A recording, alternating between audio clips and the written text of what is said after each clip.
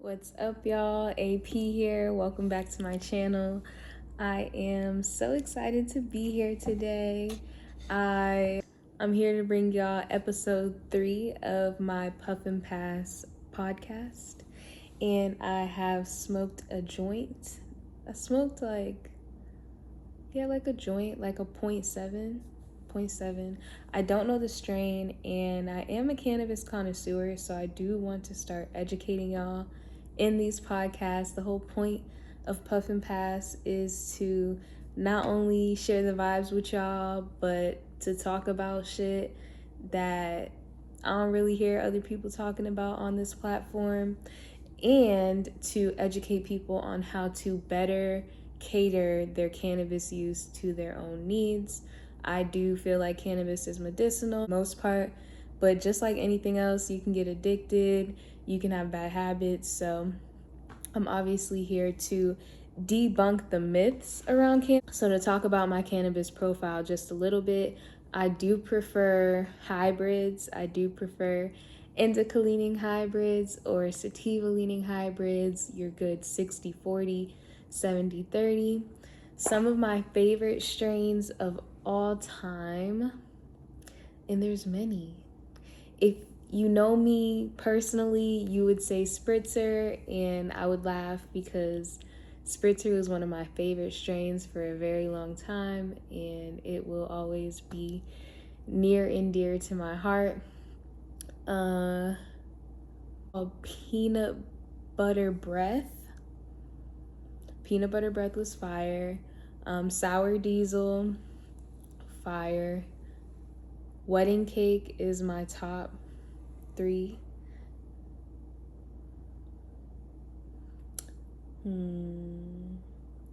Oh, Cookies has one. Hawaiian Rain by Cookies. Just like, so perfect. So those are some of my favorites. If you have any favorite strains, if you're a smoker, toker, cannabis connoisseur yourself, comment down below. Let me know what some of your favorite strains are. I have a broad topic, but as you know, these conversations can go left at any moment. The topic is how to fake it till you make it, and just how like sometimes you have to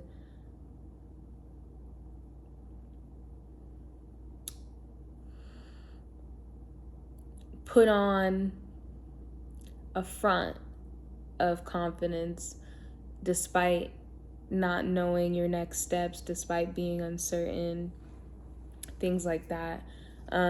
Sometimes the confidence doesn't come with the calling, and it's something that you have to kind of pretend, I guess, that you have until you're able to really step into your power more. And something that I've recently been experiencing and working through as just a person that's trying to do their best, but also trying to achieve more, do better. I always say learning and unlearning. I'm unlearning so much and honestly rediscovering a lot about myself, but that doesn't always come with confidence. The confidence necessary to execute, the confidence necessary to carry yourself a certain way, exuding confidence. So that is the overall topic for today's video, and I'll try to keep it short and to the point so I don't get too chatty on here. A side note is that there were 2 flies in here before I started filming this, and I think I got both of them out of the crib, which is great, but it took some strategy, and I've been really connected to animals like lizards, and saw a dragonfly hit the house today, and then it just like It died. it like looked dead, like it didn't move for like a few minutes, and I was like did I just witness this dragonfly, off itself? And then like a few moments later it came back to life, and now I don't know what I saw anymore. But simultaneously I'm trying to get these flies up out of here, and I'm just watching them move, and they're so aware, right? Like, I watched one of the flies, like, crawl up and down a faucet a few times. I guess he really liked it. I'm not a fly. I was just like, oh, that's so intricate, I guess. But then, like, each time he wanted to get out, he would go toward the door or, like, hit the door. And then, like, I would open the door because I'm like, I want you out. Don't they pee like every 2 seconds? I don't want that shit around my stuff. So I was trying to let the fly out, and I just hate it. I hate when bugs like sabotage their lives. I'm like, y'all got all that space, you in here? This where you want to go? This ain't the place. Like, this just ain't the place. So I let him out, and it just took a really long time. But they move so quick, even though they are like slow at the same Time, like he was slow. He wouldn't leave, but they just boom, boom, boom, boom, boom, like from area to area. I'm intentionally not moving like that. Kind of a reminder for me not to move like that, because you may miss your opportunity to get out of the rat race if you move in too fast. I feel like a lot of my frustration that stem from is not wanting to skip steps. Like, I don't want to skip steps. I don't want to take shortcuts.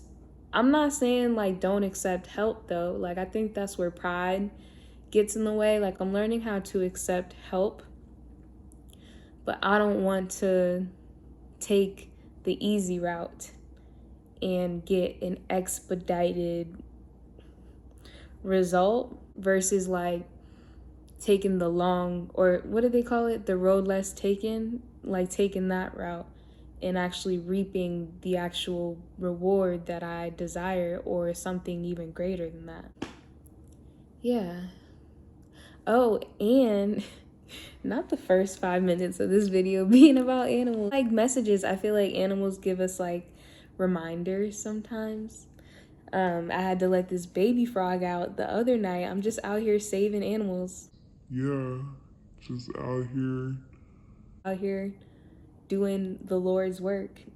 But he came inside with me after a smoke session, and I saw it on the floor, but it was dark. And then the lights came on, and I was like, yo, get out. like, leave.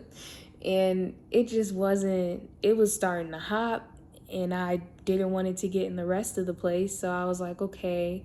put a vase over it. And now I'm like escorting it to the door while it's underneath the vase, and the leg is stuck, and I start freaking out. Like, it was a whole thing. It was a baby frog. But eventually I got it out, and I was in the middle of quite literally defrosting some ice cream and like about to watch a movie. Like, that was the vibe I was on. So it was so frustrating to have to escort a frog out first, because I didn't want it to get stuck inside. And it was just not cooperating with me like at all. But nothing ended up happening. Like, I think it was okay. It hopped away. So The leg rejuvenated itself. but also I still got to eat my ice cream. I think I watched something. I recently watched The Long Walk. That movie gave me a revelation. That movie was as intense as I thought it was, because it's chill, like it's calm. Like, first 40 minutes of the movie is like, okay, why would anyone do this? But all right, let's see how it goes. And then they start going up a hill, and everything from that point, if you've seen the movie, everything from when they go up the hill forward is straight fucking chaos.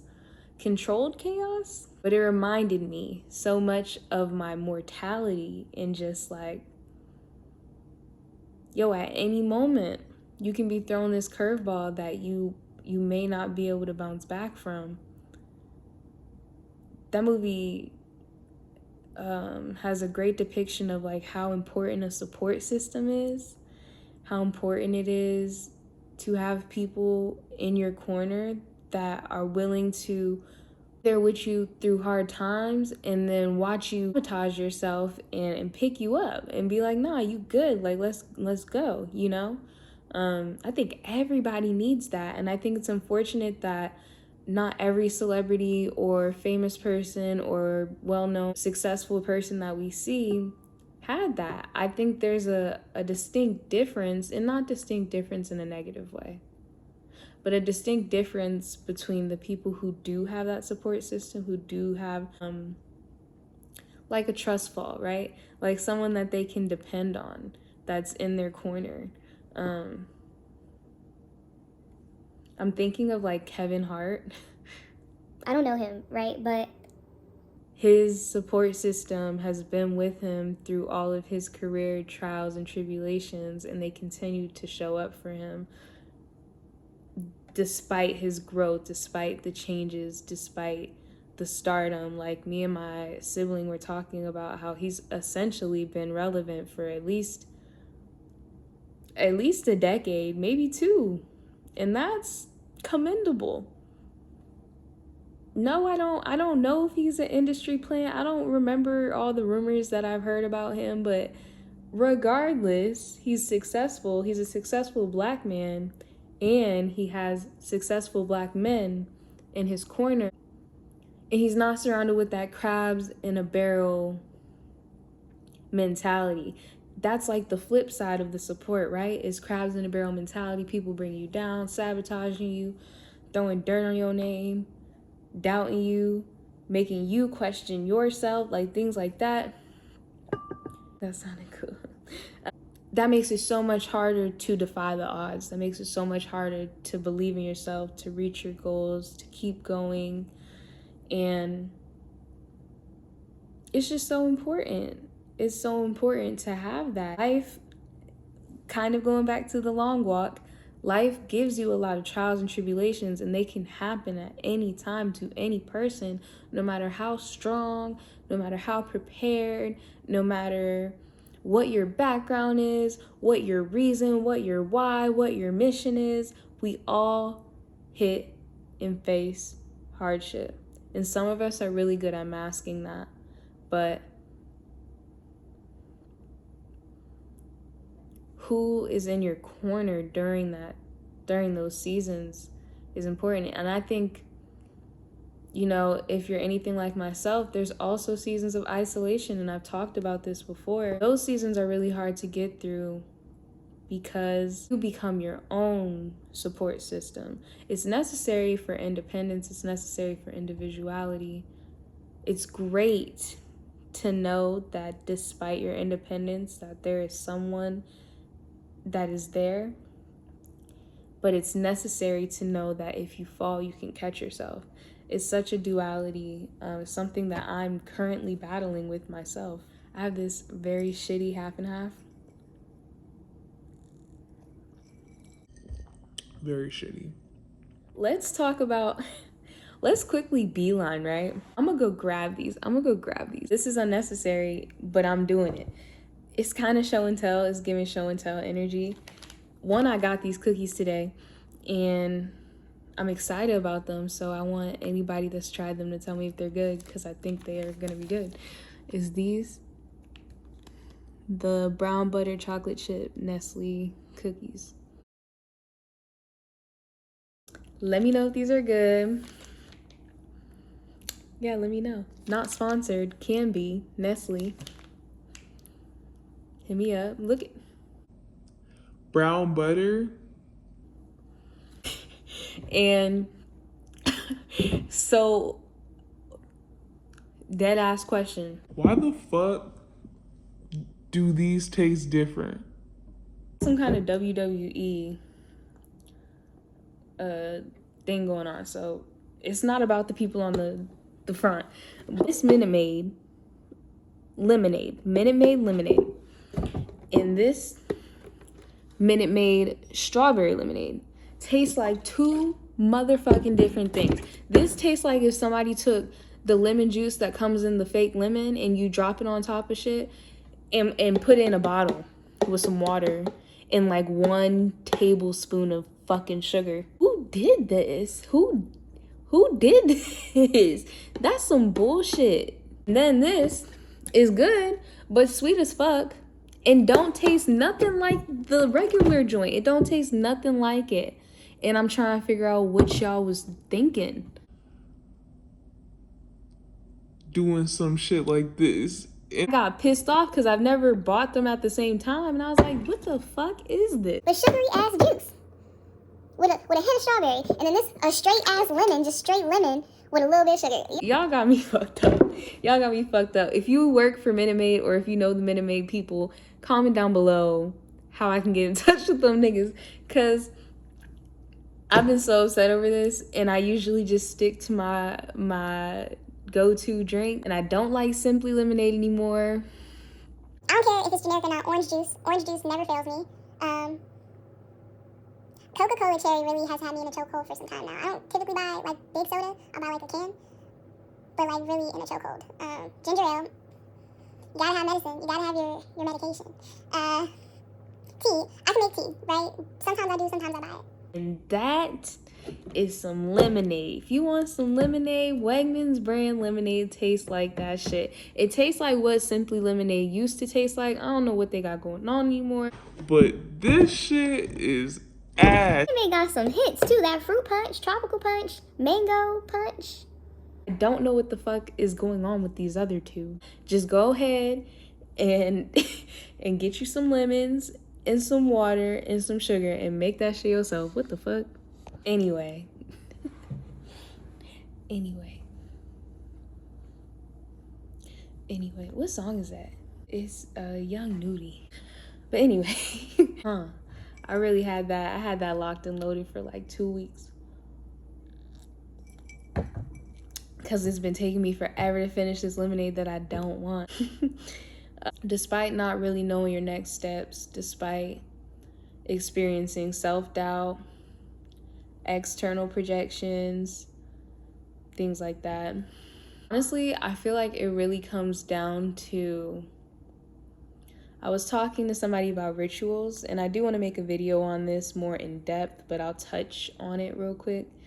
And just how like your night and morning routines can really dictate the quality of your day, your energy for the day, how confident you are in your appearance and yourself. And you know, they say look good, feel good. I don't always believe that to be true, but I think if you look good, you can feel better. I think that's true. So you got your basic hygiene, which is a great first step, but taking it a step further and doing the extra thing, laying down the edges, putting on a little bit of makeup if you want to, doing the nails. I like to really like dig in and massage myself when I'm lotioning. That's my favorite like quick little self-care thing I can do when getting ready for the day. And then like not skipping it. I think when I was a lot younger, I was really good at routines. Like really good. Scary good. And I had like schedules for myself just to try and have some form of consistency in my life. And there was a lot of trial and error, but I was on the right track. And as an adult, I definitely struggle more with having like a solid night routine. I think I'm a lot better at morning routines than night routines. I think my night routine is just kind of like do as much as you can till you get tired, and then once you get tired, like quickly get ready for bed. Not as intentional as my getting ready for the day.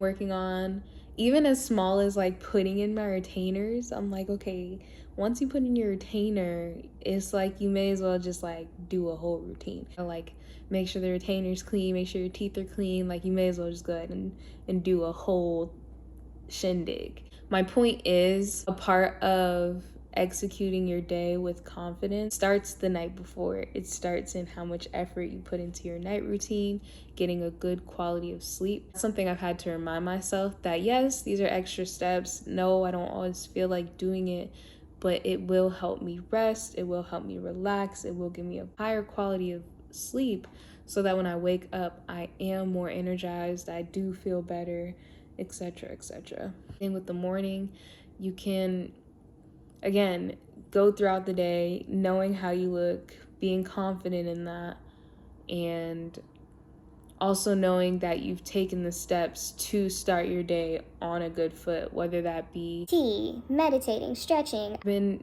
trying to be more intentional about being active within the first few maybe like the first hour of waking up. If that's something small like doing step ups or jump roping or stretching or walking, whatever it is, yoga. Just doing the thing. Part of executing is planning, right? Like you have to think about the thing and think about how you want the thing to go. But a major part of it is actually taking the first step. And while the first step may not be perfect, while it may not go as planned, the art of the pivot is another way that you can exude confidence. It's simply seeing that, oh shoot, this thing didn't go how I thought it would go. What can I do right now in my control, that's within my control, to change this? like I had an incident the other day where I was cooking and something happened to these two perfectly prepped pieces of chicken to where I could not eat them anymore. I was like, oh no, like that was what I was about to eat. So what can I do? And quickly I cleaned up that mess, got new chicken out the fridge, prepped the new chicken, cooked the new chicken, ate dinner, cleaned up. It was done. I didn't react to it until much later because I wanted to make sure I did the thing, and the thing was to cook dinner.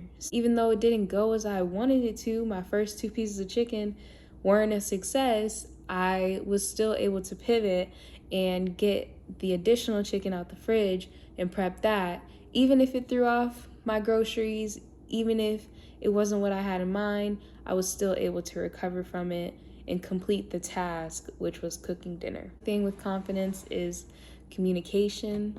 You don't have to be the most confident person to learn the skill of communication. I'm very grateful for my career because it has taught me a lot about how to communicate effectively and directly and authentically. I think it's a skill that everybody should have. Once you learn how to effectively communicate, whether that be your feelings, professionally, personally, whatever, it can really boost your self-esteem to be able to relate to different people of different walks of life without having to compromise a part of yourself to overcompensate for the fact that you cannot effectively communicate. That's the best way I can word it. Sometimes people overcompensate when they don't feel like they know the words to say or they're not confident in what they have to say. And it's kind of like with anything, you just have to practice. The better that you communicate, the more that you exude confidence. It's really self-assuring. And I think that kind of ties into my next part, which is self-love, self-assurance. While it is great, as we talked about, to have that support system, to have those people rooting for you, to have the brother, sister, mother, cousin, uncle that's willing to remind you of who you are and remind you of your light and things like that, it is just as important and crucial, if not more important and crucial, for you to give yourself that positive feedback that you desire externally. Your internal monologue says a lot about you, and if what you're feeding yourself is negative, then what do you think is coming out if that's what's going in?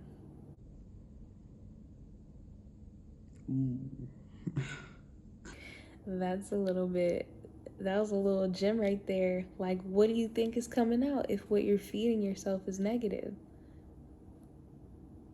You're not going to exude confidence, you're going to exude misery. You're going to exude judgment. You're going to exude negativity. Confidence is a positive connotation, right? In my eyes, it's exuding light. It's exuding authenticity. It's exuding stability. And sometimes you don't have that. Sometimes that's not what your reality looks like. There will be days where you're not looking your best, even if you try to. Maybe you're not feeling your best. And you must still love yourself enough to show up that day the best you can. And that doesn't always have to look like 100%. You can tell when somebody truly loves and cares for themselves despite what others may have to say. And at the end of the day, once you turn all that noise off, once the phone goes down, once you're in your own energy, that's really what matters. So I encourage you to feed yourself kind of like a plant, right? Affirmations, positivity, grace, compassion. Nurture yourself as you would a newborn baby. You're essentially still kind of mothering that inner child, even as an adult, no matter how many years of experience you have. So trying to remember that. So again, how can you embody confidence despite not really knowing your next steps? How can you fake it till you make it? Having a good support system, surrounding yourself with positive people who see your light and who remind you of who you are. Receiving help as well, being receptive. Good communication, internally and externally. Learning and mastering the skill of communicating. Executing tasks. Doing proper planning for your goals and aspirations and your to-do list, but also ensuring that you take those next steps to actually do the thing. Morning and nighttime rituals, ensuring that you have some semblance of a routine at night to prepare you for high quality sleep, to get